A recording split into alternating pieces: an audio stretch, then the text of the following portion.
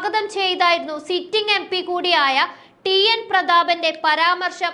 പെട്ടെന്നുള്ള സ്ഥാനാർത്ഥി മാറ്റത്തിലുള്ള അതൃപ്തിയെല്ലാം മാറ്റിവെച്ച് മുരളീധരന്റെ തിരഞ്ഞെടുപ്പ് പരിപാടികൾക്കായി അദ്ദേഹം എത്തുകയായിരുന്നു.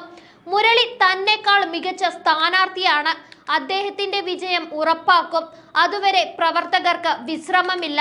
BJPയുടെയും RSSന്റെയും നേതാക്കൾ തൃശൂർ പിടിക്കാൻ വരികയാണ്.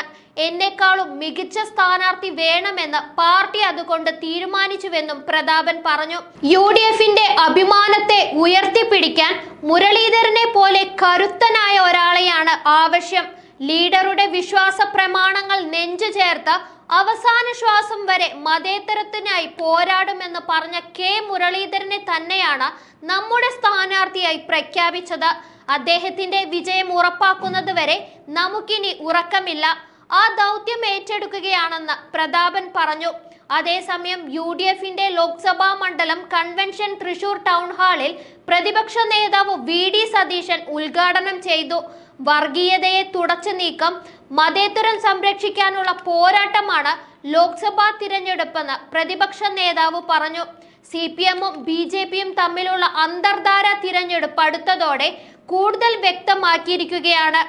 UDF സ്ഥാനാർത്ഥികളെ പ്രഖ്യാപിച്ചതോടെ ഇടതുമുന്നണിയും BJPയും പരാജയം സമ്മതിച്ച അവസ്ഥയാണെന്നും VD സതീശൻ പറഞ്ഞു. ഇടതുമുന്നണി കൺവീനർ പറയുന്നത് കേരളത്തിലെ എല്ലാ മണ്ഡലങ്ങളിലും BJP രണ്ടാം സ്ഥാനത്തെത്തുമെന്നാണ്. സ്വന്തം പാർട്ടി എല്ലായിടത്തും തോൽക്കുമെന്നല്ലേ അതിനർത്ഥമെന്നും VD സതീശൻ ചോദിച്ചു. അതേസമയം കോൺഗ്രസിൽ നിന്നും ഒരാൾ BJPയിലേക്ക് പോയപ്പോൾ നാറിയ പാർട്ടി എന്ന് വിളിച്ച മുഖ്യമന്ത്രി മറുപടി അതേ നാണയത്തിൽ പറയാൻ അറിയാഞ്ഞിട്ടല്ല. അത് കോൺഗ്രസ് സംസ്കാരമല്ല.